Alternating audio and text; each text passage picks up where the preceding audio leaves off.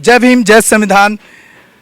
मैं अंबेडकर नेशन से गौतम रत्ना और आज हमारे साथ समर्ण संघ के एक प्रोग्राम में फॉरेन से जो बहुजन एक्टिविस्ट हैं और यूके में रहते हैं और यूके में रहने के बावजूद भी वो हमारे भारत के बहुजन समाज खास तौर से और समर्ण संघ के साथ भी जुड़े हैं और बहुजन एक्टिविस्ट शुरू से रहे हैं, जिस तरह से मेरी उनकी ऑफलाइन कैमरा बात हुई है। मलकियत सिंह बहल, हाँ मलकियत सिंह बहल साहब हैं जो मतलब आप सोचिए कि उनको कितना अंदर से कितना दर्द होगा अपने समाज के लिए कि वो यूके से स्पेशली समर्ण संघ के प्रोग्राम में पार्टिसिपेट करने आए हैं और उनसे बात करेंगे। सर, आप इतने दूर से चल करके इतने बड़े कंट्री से आप ऐसा क्या है कि जो आपको यहाँ आकर के उन लोगों को जगाने के लिए आप काम कर रहे हैं? देखिए, बचपन से ही जब से मैं होश संभाला तो मेरी जाति का नाम लेकर कई बार लोग गाली निकाला करते थे। तो पता नहीं मुझे मेरे अंदर उसकी विरोधता करने का जो ताकत थी वो बचपन से ही थी। बहुत बार मैं लड़ता था, कई बार पिटता भी था, कई बार पीटा भी जाता था, लेकिन मैं इसको स्वीकार करने को तैयार नहीं था कि मैं अछूत हूँ, मैं किसी से कम हूँ, मैं किसी से क्या कहते हैं देखने के भी काबिल नहीं, पास बैठने के भी काबिल नहीं। ये सारी चीज़ें जो मैं तो फिर शिक्षा के दरवाजे खुल गए। तो माँ बाप ने कहा कि तुम स्कूल चले जाओ। और स्कूल जाने से पहले जब घर में बहुत गरीबी थी, वो तो हमारे आम घरों में होती ही है, तो मैं अपने माँ बाप के साथ अपने गांव की गलियां साफ़ करता था। तो वहाँ से जो बच्चे थे मुझे देखकर और टीचर भी मुझे देखकर जाया करते थे और तरह तरह के ताने कसते रहते थे कि तू क्या पढ़ेगा, चल जाके गलियां साफ़ कर, जे कर।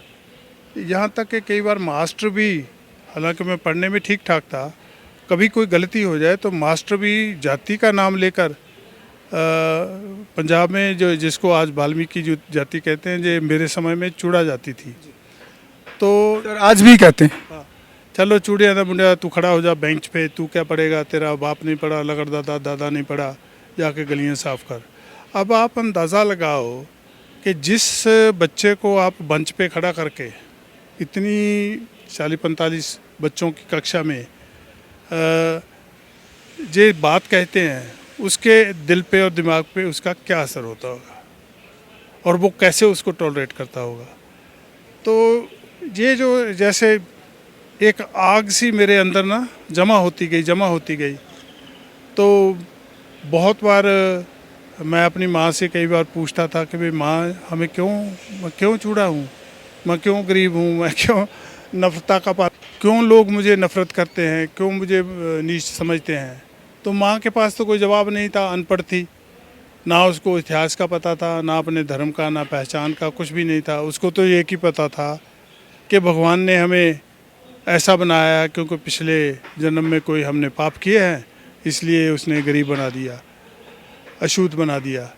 लेकिन मैं इसको स्वीकार नहीं करता था। तो ये एक पंडित थे हमारे गांव में, वो बहुत अपने आप को ज्ञानी मानते थे, ज्योतिष में बहुत माहिर थे।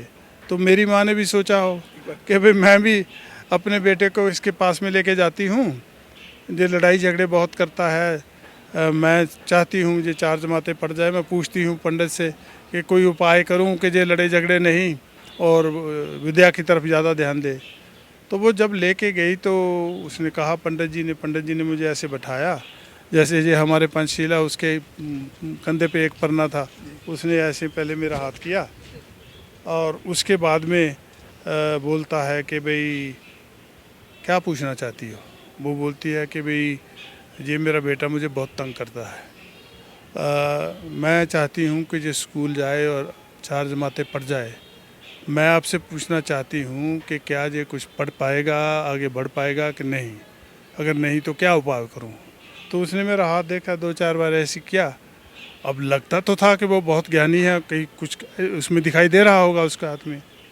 तो उसने ये कहा मेरी माँ को कि माँ प्रसन्नी था, मेरी माँ का नाम प्रसन्नी, इसका कुछ होने वाला नहीं है।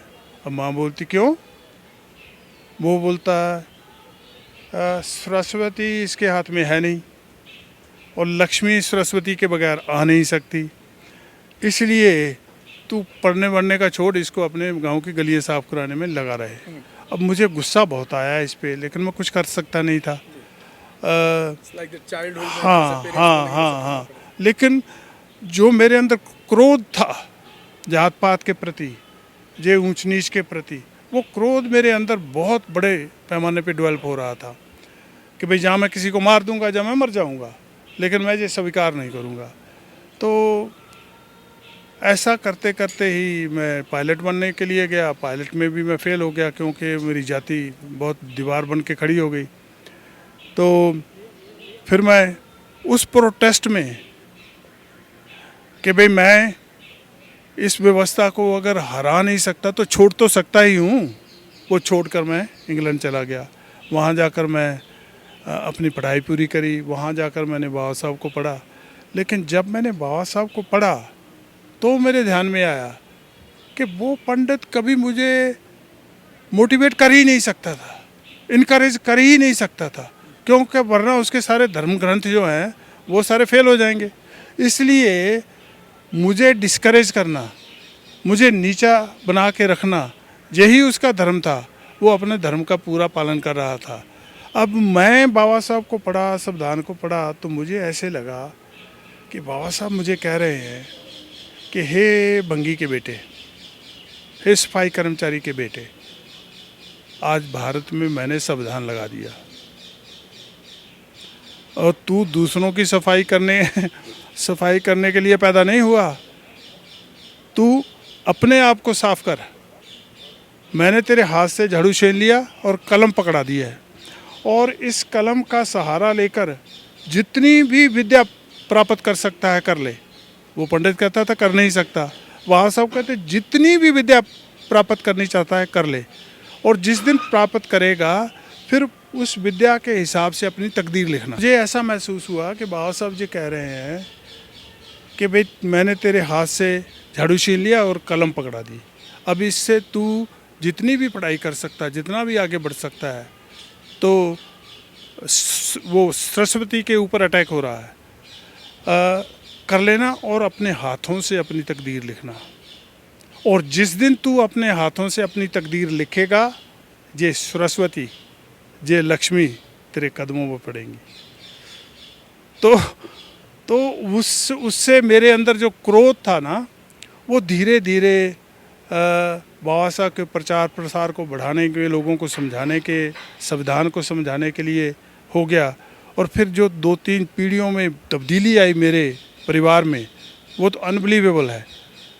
तो मैंने एक एक ईयर को जैसे जैसे बाबा साहब को समझता गया, देवी देवताओं से दूर होता गया, पंडित पंडिताणों से दूर होता गया और अपने बल को ऊंचा करता गया। उसका ही ये असर है कि आज विदेश में रहते हुए भी, इतनी धूप में भी अपने दर्द को कम करने के लिए, समाज के दर्द को समझने के लिए मैं इन लोगों के बीच में आता हूँ।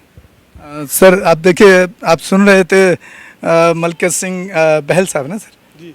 मलकत सिंह बहल साहब जो यूके से आए हुए, और अपने उन्होंने बचपन की जो कहानी आपको दर्द जो कहानी जो सुनाई है और उसका जो दर्द बयां किया है, वही दर्द उनको बार बार भारत में खींच कर लाता है, अपने समाज को, अपने उन बहुजनों को जिनके ऊपर आज भी, जैसे कि उन्होंने कहा, चूड़े जैसे शब्दों का इस्तेमाल किया जाता था, आज भी चूड़े चमार ढेर जैसे शब्दों का इस्तेमाल किया जाता है। और उन्हीं लोगों को वो एक तरीके से मोटिवेट करने के लिए अपने खर्चे पे, और इतना मतलब कितना समय वो दे रहे हैं कि हम अभी देख रहे थे तो उनको कोई आदमी वहाँ इंटरव्यू के लिए भी छोड़ने के लिए तैयार नहीं था। तो और एक हमारे भारत के बहुजन हैं, और मैं सर बहुत अच्छी तरीके से मैंने देखा है कि जो मतलब चाहे वो IAS बन गए, IPS डॉक्टर बन गए, लेकिन उनको समाज का दर्द और तकलीफ उनके अंदर नहीं दिखाई देती, जो हमने मलकत सिंह बहल साहब के अंदर देखी। Hello friends, hi everyone, welcome to Rose Cinema. Rose Cinema पे आपका स्वागत है, जहां आपको देखने को मिलेगा roasting, hosting, action, comedy, suspense, sting. untold story. हमारे चैनल रोज सिनेमा को Like शेयर and subscribe करना मत मत भूलिएगा। भूलिए। मैं गौतम रत्ना आपका बहुजन फिल्म प्रोडक्शन में स्वागत करता हूं और आप हमारे प्रोडक्शन हाउस के अंदर अपना कैरियर बना सकते हैं as a film director, as a producer and actor and actress and editor and cinematographer also. अगर आपको फिल्म से रिलेटेड कुछ भी प्रोजेक्ट आपको बनवाना है तो हमारे पास में पूरा सेटअप है, जिसमें फिल्म कैमरा है, शूटिंग लाइट्स है और एडिटिंग है। सारा A to Z एक ही जगह पर आपको हमारे यहाँ पर मिल जाएगा। तो दोस्तों, आप हमें कांटेक्ट कर सकते हैं हमारे नंबर्स पर 9810085714 और 8510005714। हमारे वेबसाइट पे विजिट कर सकते हैं www.filmserviceindia.com और हमें मेल भी कर सकते हैं gautamfilmsproduction@gmail.com पर। धन्यवाद।